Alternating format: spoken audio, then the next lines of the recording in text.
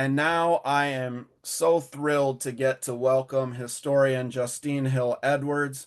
She is an associate professor of history at the University of Virginia, and she is the author of the book we will be discussing called Savings and Trust: The Rise and Betrayal of the Freedmen's Bank. I can't recommend this book highly enough. This is a must read to understand not only Reconstruction, but our own uh, era today. Uh, and she's also the author of Unfree Markets, The Slaves Economy, and the Rise of Capitalism in South Carolina. Uh, Welcome, Justine. Thanks so much for joining us. Thank you for having me. I'm so happy to be here this evening. All right, all right. I'm excited to dig in to this brilliant work. Um, so I wanted to start with the bank, um, and ask you about what was the Freedmen's Bank and why was it such an important institution in the era of Reconstruction?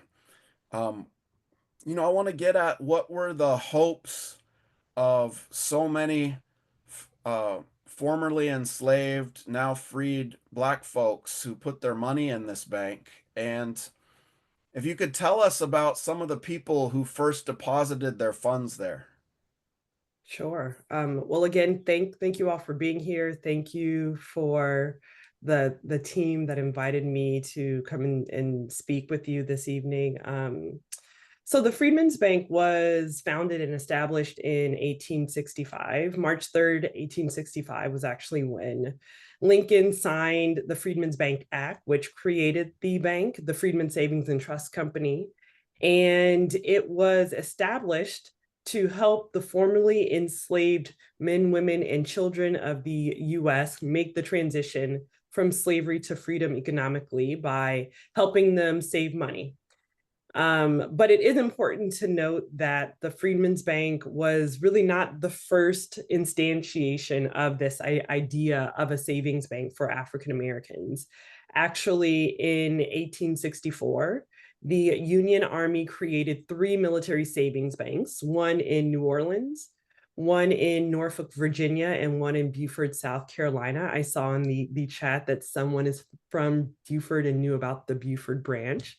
Oh, Um, that's and very so cool. these three military savings banks, again, established in the summer of 1865, were created to serve one goal primarily. And that was because in the spring of that year, the federal government and the Department of War actually kind of created a law that allowed for Black soldiers to earn equal pay to their white counterparts. And so they were earning money on par with white soldiers. And they needed a safe place to store their money. They were earning money that they wanted to essentially send to their families. And so three Union generals created these three military savings banks in these three locations to help Black soldiers save money. And these banks were wildly successful in the first 6 months, such that by the end of 1864, there was about $50,000 of Black soldiers' pay deposited in these bank accounts. And so these military savings banks kind of served as a test case and proved that African Americans were interested in savings banking and would be reliable customers if a savings bank were created for them and their purposes. Oh, yeah, I mean, this is fascinating history that is just astounding that I would guess most of us on this call never learned about. And I told you just before we went live that uh, my dad just discovered an obituary for my great great grandma who was enslaved in Mississippi. And this just makes me want to look up and find out if she had deposits in the bank. There's so many questions I have now after reading this book and learning about it. But I wanted to ask you more about the founding of this bank because you write about how an abolitionist, John uh, Alvord, Yes. um, became a champion for the Freedmen's Bank, and he highlighted the potential and really the optimism surrounding this bank. But you also point out that his leadership was marred by one, an inexperience in overseeing large financial institutions, Mhm. but then also his decision not to include any black leadership in the management of the bank. Mhm. So, how did this absence of black leadership shape the bank's trajectory and ultimately lead to its exploitation? Maybe you could talk about that in terms of the founding of the bank. Sure. Well, John Alvord was a white Congregationalist minister, and at the outbreak of the war, he lived in New Jersey. And I think he had benevolent means. I think he wanted at the beginning to actually help African Americans. And so, kind of going back to 1864, he was working as an attache with the Union Army. And he took that opportunity to follow famed Union General William T. Sherman on his march to the sea. And so during this campaign, he took that opportunity to meet with and speak with recently emancipated African Americans. And he asked them about their experiences in slavery, what they wanted to enjoy and experience in this new period of freedom. And overwhelmingly, they said one, they wanted to join with their families and reunite with their families. But two, they also wanted the opportunity to buy land, and purchasing land and being property owners were really important goals for African Americans, especially freed people.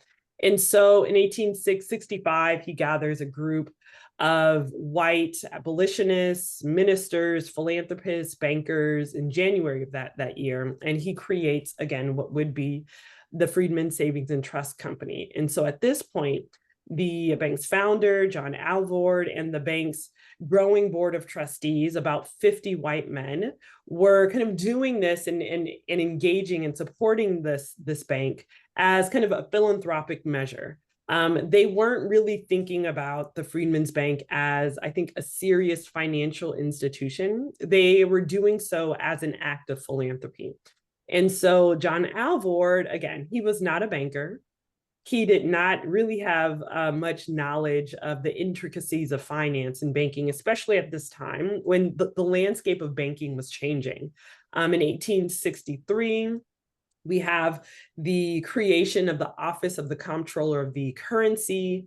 And the comptroller was supposed to be responsible for regulating national banks and bringing the thousands of state banks under the national bank umbrella, creating a uniform currency, the dollar. And so Alvord would have known all of this had he had experience with banking, but he didn't. And so he taps the men in his network that he knows, and they are all white men. Now, it takes a couple of years. It takes 2 years in particular for the first Black men to join the Board of Trustees. But interestingly, in May of 1866, the trustees tap Henry Highland Garnett to be the bank's first Black trustee. Now, interestingly, there is no information about whether he formally accepted or declined the invitation, but he subsequently does not join the board. Again, it takes 2 years to 1867 when the first three Black trustees join the bank. And that kind of happens during this moment of transition in the bank's history when the bank's main office is moving from New York to Washington, D.C. And that's where those three first Black trustees come in. Right on, right on. Thank you for walking us through that founding and some of the potential consequences of the decisions they made. And you also write about how the bank was moved around. Uh, and you say that relocating the Freedmen's Bank from New York City to Washington, D.C., under the influence of white financiers like Henry D. Cook, really opened it up to political and financial exploitation.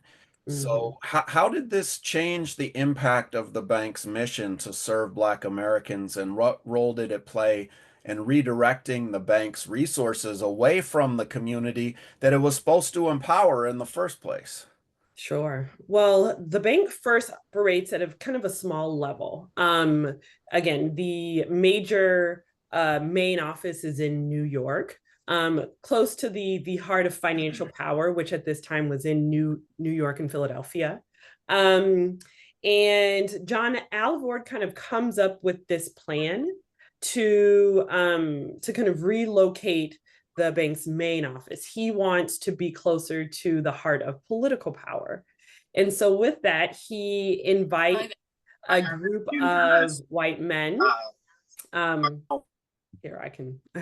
A group of white men led by a famed or infamous now banker named Henry Cook. Now, Henry Cook was an important figure in this period. He was a close personal friend of Lincoln. He was a close personal friend of Salmon P. Chase, who during the war was the Treasury Secretary, and at this moment in time in the 1860s is the Chief Justice of the Supreme Court. He and his brother established J. Cook and Company, and J. Cook and Company was the nation's first investment bank, and they had made millions of dollars during the war selling U.S. bonds both domestically and abroad. And it was basically their fundraising efforts that helped the Union, at least financially, win against the Confederacy. And so he was extremely tapped in to a network of bankers, most certainly a network of politicians. And so when he is invited to join the board in the spring of 1867, it marks this shift, not only a shift from New York to DC, but kind of a chipping away at the bank's benevolent foundations, right? The bank is established to serve the formerly enslaved, to be a depository, a savings bank institution for them. But once this transition happens, once Henry D. Cook joins the board, and he brings two other men with him. One's name is William Huntington. The other's name is D.L. Eaton, who would serve as the bank's actuary, the person responsible for evaluating risk. I say it kind of dramatically marks a turn away from the bank's fundamental mission of serving African Americans. Yeah. Yeah, it really seems like that was a turning point. And Mm-hmm. uh unfortunately, it didn't go well with white people, white supremacists in control in the end. But um yeah, you argue that the bank's white financiers drove the bank into the ground. And it's often explained that Frederick Douglass drove it into the ground because he was the final president, but you argue Yes. that it was actually the bank's white financiers that drove it into the ground. And um it, you know, instead of master narratives that we get so often that it was black depositors' faults or it was Frederick Douglass's negligence. So what specific financial decisions or manipulations really were most damaging by these white financiers, and how did they contribute to the bank's downfall? Well, this is really the heart of the story. And so if you recall, I mentioned a man named D.L. Eaton. And so in on April 19th, 1867, he takes the bank's first loan. Now that's important for a few reasons. The bank, again, is a simple savings bank. It's established to actually not make loans. It's established only to accept the deposits of the formerly enslaved or any other depositors. And that's how it operates for the first 2 years. And so on April 19th, 1867, Eaton, who at this time was a businessman, he owned a construction company, and actually he was close friends with O.O. Howard, who founded Howard University. And he was contracted from Howard to provide the bricks that went to build Howard. And so interestingly, there's a connection there. But when D.L. Eaton takes that loan of $1,000, it fundamentally changes the bank's mission. And interestingly, he takes the position of actuary 2 weeks later. And so it's kind of built in this idea of corruption very early on in the bank's history, and that continues such that by the time the bank starts to kind of invest money in buying a new building for the bank's main office. At the same time, Henry Cook decides to lobby members of Congress to amend the bank's fundamental charter. And that's changing the bank's mission from being a savings bank to an investment bank, to a commercial bank. And a commercial bank can make loans. This happens and is approved by Congress in May of 1870. And so in May of 1870, the Freedmen's Bank really stops serving African Americans in the way that it was originally supposed to. And it turns into a lending powerhouse, such that over the next 2 to 3 years, the bank loans out millions of dollars to the white business partners, friends, and even family of the bank's white trustees, such that by the time that we get to 1873, about $4 million has been lent out to white borrowers, mostly in and around Washington, D.C. We find out later that about 10% of that money was lent out to Black institutions like Howard and Black churches in and around the city, and even the Douglas Institute in Baltimore gets a small loan. But the vast majority of that loan volume goes to the white trustees, their business partners, politicians in and around DC. This is just incredible history that Mm. people just out of slavery are now able to earn wages. They're working hard, and there's all this discussion about how to really be free. You have to learn how to save your money, and Yes. you write about how dedicated Black communities were to that principle and how many millions of dollars they saved, and then to see that all get loaned out to predominantly white financiers and their aims is just breathtaking. To Well, I think it's literally, worth saying. Oh, yeah, sorry. go ahead. I do think it is worth saying too that by 1870, until 5 years into the bank's tenure, African Americans had put about $12.6 million into the bank, and that's about $292 million today. Like it's a staggering amount. And so Yeah, by the end of the bank's tenure, by 1874, that number is $57 million. And that's about $1.5 billion today, the vast majority of which was deposited by recently emancipated African Americans. And so it just gives you, hopefully, a sense of the economic power that African Americans were bringing with them into this period of freedom, and really dispelling this idea that has been, I think, really understudied in the scholarship on Reconstruction, the fact that African Americans were an economic group that had incredible economic power. They were thinking critically about wealth and wealth building, having themselves been capital and been property, right? They were thinking critically about wanting to pass on generational wealth through owning property. And so they were bringing that enthusiasm and really that knowledge to their engagement with the Freedmen's Bank in very meaningful ways. yeah, yeah. I mean, you can't understand the current wealth gap or the history without understanding all that. This is incredible history. You can see why they've hidden it from us. You can see why it's not taught because it really unlocks the understanding of that period and so much more. But I wanted to ask you more about Frederick Douglass now. Mm. Um, Frederick Douglass accepted the presidency of the Freedmen's Bank, hoping to restore confidence in it. But it seems he was really being used as a symbolic figurehead, Yeah. while white financiers had already pretty much doomed the institution by the time he came on board. If I'm reading it correctly, and so I wanted to add, Frederick Douglass is a hero of so many, and myself included, an incredible story of escaping slavery and teaching himself to read and write and become one of the greatest abolitionists in U.S. history. So I wanted to dig more into what his role here was, and ask you, do you think he should have accepted that position? Um, and if so, like, is there anything he could have done differently, uh, that could have saved the bank, or was he gonna be manipulated and it was doomed from the start? And then how did this experience shape his later views on Black economic independence? Sure.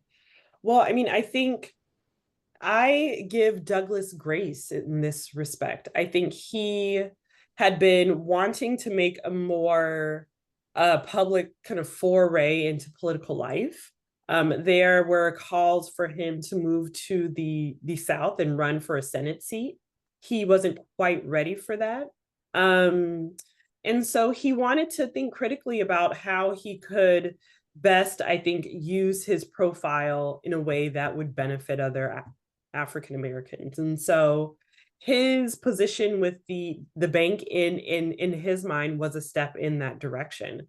Again, Douglas was not a banker, but doesn't mean that he didn't have financial knowledge. He was running a newspaper, a very prominent newspaper in Rochester, New York.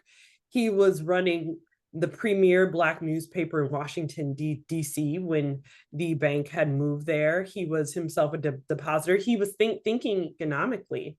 And so I think he wanted to kind of make a step that would best benefit him. And I think he thought that accepting the invitation to join the Freedmen's Bank as its president would be that best next step. But unfortunately, he takes the position in March of 1874, and he looks at the bank's records and realizes that the bank is underwater. Far more in loans had been given out than they actually had to cover depositors' demands. He realized that many of the loans were unsecured, and according to Congress, each loan was supposed to be secured with real estate twice the value of the loan. Sometimes stocks were given as collateral, which was running afoul of Congress's mandate. And so he quickly realized that the bank is underwater. And this was after two examinations finally from the nation's comptroller, essentially saying that the bank needs to right its ship because they are at risk of being insolvent. But by the time that Douglas steps into this role, the bank is insolvent. And he tries to kind of rally the troops. He tries to get African Americans to not make runs on their bank branches. But by this time, there's really nothing that he could do to make sure that the bank was run as it should have been. And so he takes the position recognizing that that perhaps the best that he can do is try to get depositors the money that they have in their accounts. And this is where he runs into a challenge. And so Congress mandates essentially that the bank close on June 29th, 1874. The trustees meet, they kind of go back and forth and just decide and try to see if the bank is redeemable. Essentially, they recognize that no, it's not. And so on July 2nd, 1874, the bank suspends operations, closes its branches, and Douglas is left being the president of the Freedmen's Bank when it fails and collapses. Mm, and how much money was lost for black black folks again? Well, between 1873 and 1874, there were several runs on the bank, especially after the Panic of 1873, which happens in September of 1873. And interestingly enough, the catalyst for that in the US is the failure of Jay Cooke and Company, the famed investment bank. Jay Cooke and Company, through Henry Cooke, had borrowed at least $500,000 from the bank. Um, and so by the time the bank closes in July of 1874, African Americans had left about $2.9 million across 61,144 accounts.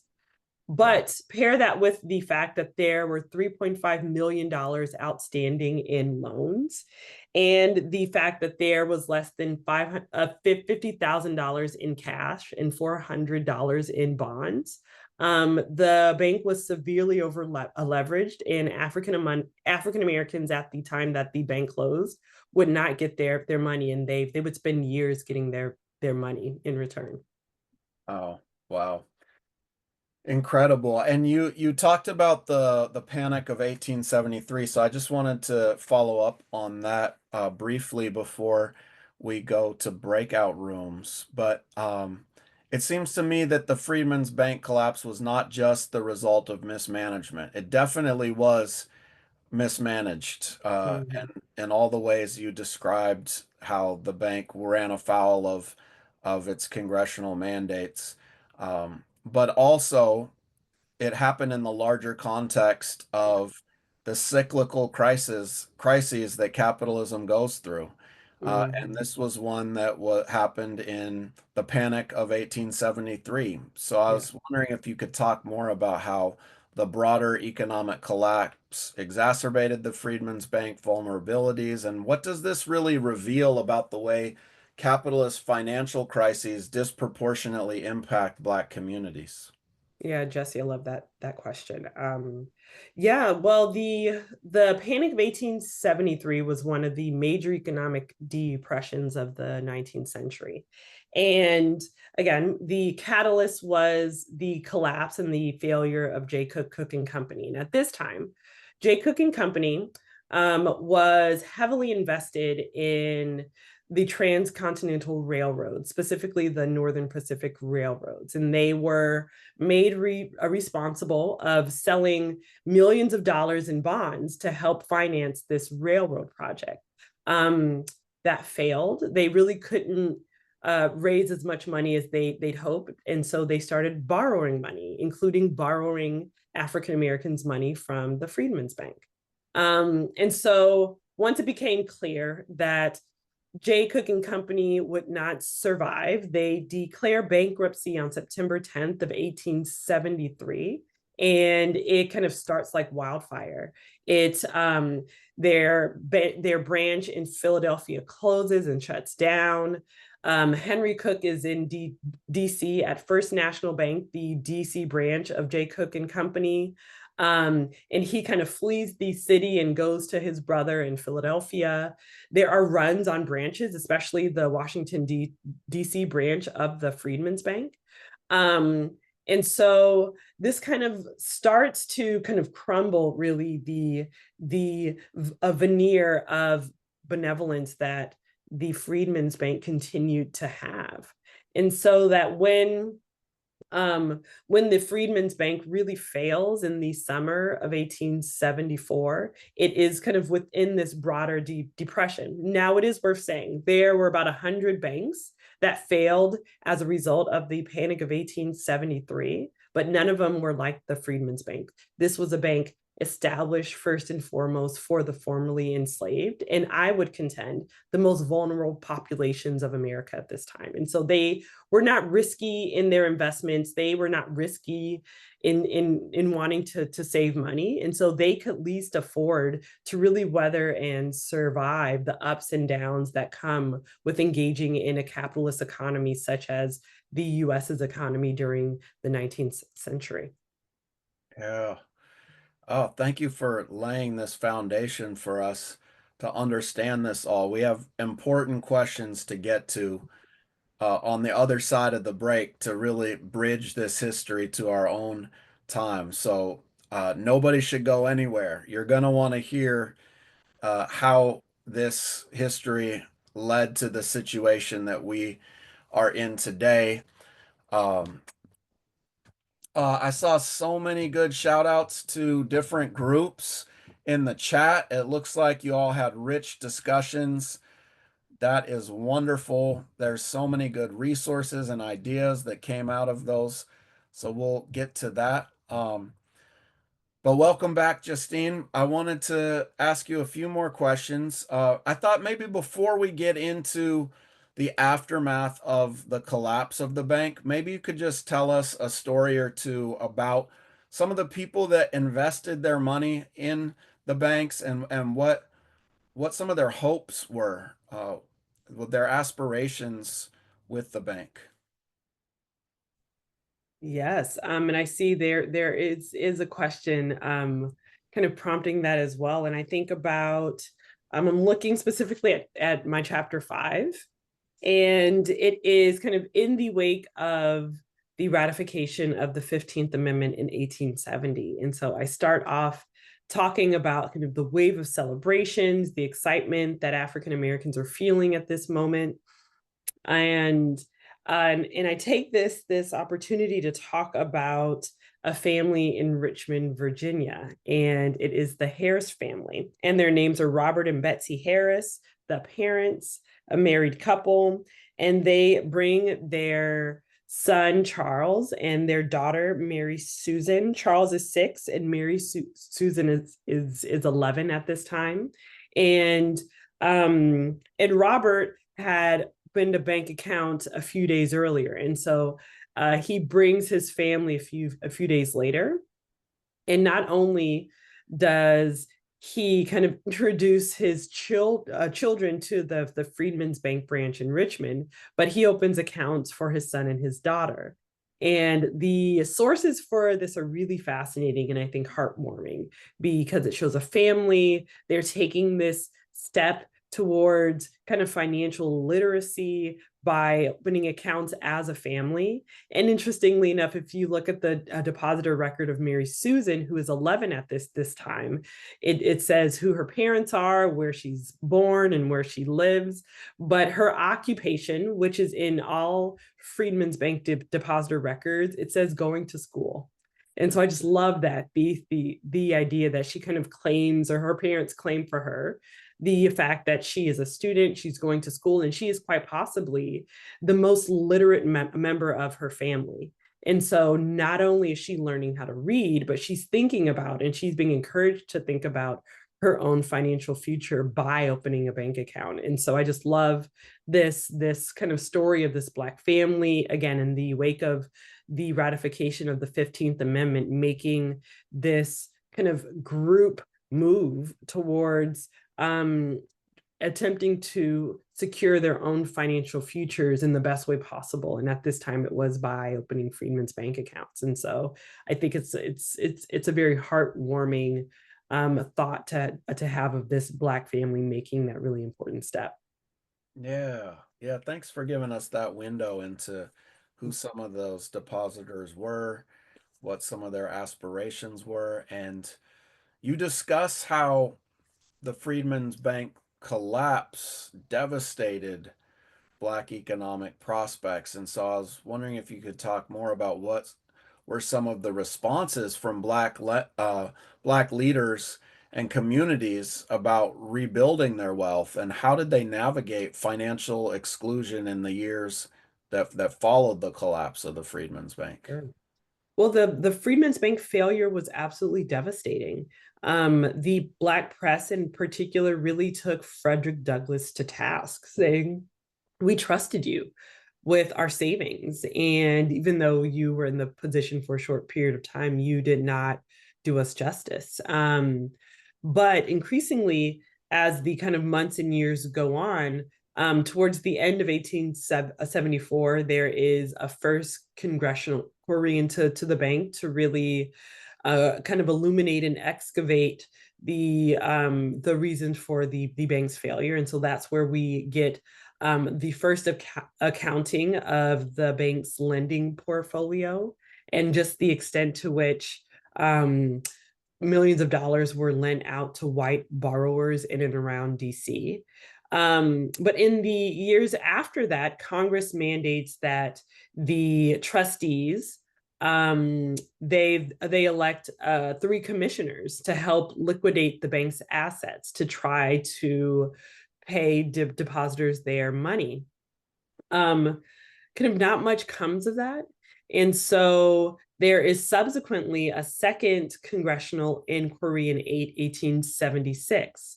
And this is led by Virginia Congressman Beverly.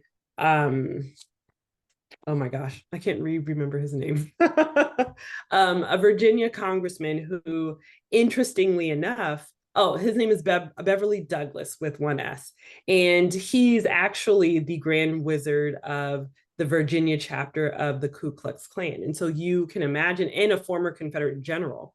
And so you can imagine the kind of questions that he's asking. He has a very political reason for agreeing even to kind of go through with these congressional inquiries. And the beginning of the testimony is fascinating because he's actually saying exactly what you would hope that someone who cares about the African American depositors would say. He's saying that white Republicans, who by and large filled the bank's list of administrators, took advantage of African Americans in their time of need, that they deserve a recompense and a full accounting of the bank's corruption and behavior. But then he kind of goes on and says, and it's clear that African Americans were not prepared for the responsibility of democracy, the responsibility of citizenship, and the responsibility for taking care of themselves and their communities. And so it's kind of a weird juxtaposition. But the final congressional inquiry happened in 1879, and it is by the Black Senator Blanche K. Bruce, born in Virginia, but elected to the Senate from Mississippi. And he is actually the first Black senator to serve a full term. And so he recognizes that he's on his way out. This is towards the end of congressional Reconstruction with the election of Rutherford B. Hayes. And so he chooses to kind of make this his final final big move. And so he calls to testify John Alvord, Frederick Douglass, Henry Cook, many of the bank's administrators, even a handful of Black depositors. And he does not believe that he's going to get the information that he really wants, but he just wants to put all of this on record.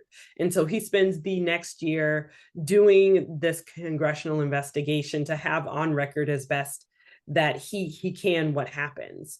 In this period of time, the Department of Treasury decides to issue 5 dispensations, the most being 20% of the money that depositors had in their accounts. The least amount was about 5%.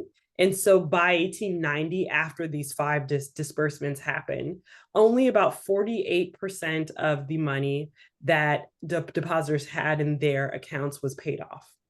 And that was because there were all of these steps that depositors had to make. They had to prove their identity, which was incredibly hard in this period in the 19th century. They had to have a valid bank book, which was an accounting of the money that they had in their account. And they had to do so by a specific period of time. And so it was really tough for African Americans to even kind of jump through those hoops. And so by 1901, this is the final time that conversations are had in Congress about reimbursing depositors. And it's not until 1911 and 1912, finally in 1913, when the final bill is introduced, but it fails. And so we have this period of time when African Americans' trust in traditional banks and white-owned institutions really starts to erode and fade. And even into the 1930s and 1940s, you have African Americans appealing to comptrollers of the currency, to treasury secretaries, to attorneys generals, even to presidents. Even FDR, Franklin D. Roosevelt, receives letters from African Americans kind of begging him for the consent of their descendants' accounts. And these records are actually in the National Archives in College Park. And so you can, barring any more interference from the executive branch, which I'm not sure actually, these records are available. And it's a fascinating look at the strides that African Americans were trying to make to get money that their families had and hopefully wanted to pass down after their death, but that didn't happen. Yeah. Oh, that's devastating history. But it explains so much. And so I wanted to wrap up on the connection to today. And, the Freedmen's Bank collapse is pivotal, just a pivotal moment in the creation of the racial wealth gap that persists to this day, as you write about. And how did its failure shape the future financial exclusion? Um, and and what do you see in terms of parallels with other moments in U.S. history where finance capital has been used to block Black economic progress? And what about the current role of white billionaires in the administration? How does that history inform where we are right now? Well, I am very wary when I hear conversations from politicians about deregulation, because historically, I think about the fact that deregulation, especially in terms of the nation's biggest banks and financial institutions, disproportionately will affect African Americans and communities of color. And so the Freedmen's Bank, I think, is a perfect example of this. And we see this happen again throughout American history. We see the the Great Depression. We see the Great Recession, right? And so this is not kind of past history. This has happened in the 21st century, and we are still dealing with the fallout of this. Um, what this also tells me, in one of our attendees here, Quinn Foster, Quinn wrote, this makes the keep your money under the mattress mantra even more, makes it make sense, right? And yes, that's exactly right. There's a reason, and I've talked about this, that my grandmother used to hide money under her mattress. I have family members who save money in old coffee pots and coffee cans just in case. And this economic behavior comes from somewhere. And I think it comes from this kind of generational memory that we have about not being able to trust traditional finance. And so the Freedmen's Bank, I think, was the first example of why this continues to be so important in our conversations again about trust. Even the Yeah. statistics kind of play this out. There have been reports recently in the past 4 and 5 years from the Department of Treasury, from the Fed, from the FDIC, that say African Americans and African American families are disproportionately unbanked and underbanked, which means that they don't have a sustained relationship with the financial institution. And there are real consequences to that, right? Getting mortgage credit, being able to tap into equity to to help with paying for college or starting a small business or having a rainy day fund, right? All of these things matter. And so I think the history of the Freedmen's Bank is enduring, and I'm constantly seeing ways in which it's playing out in our modern conversations about the racial wealth gap, about wealth inequality, and about the kind of explosive power that the billionaire class and technocrats currently have, which really frightens me and scares me, to be quite frank, especially knowing this history. Yes, such powerful history.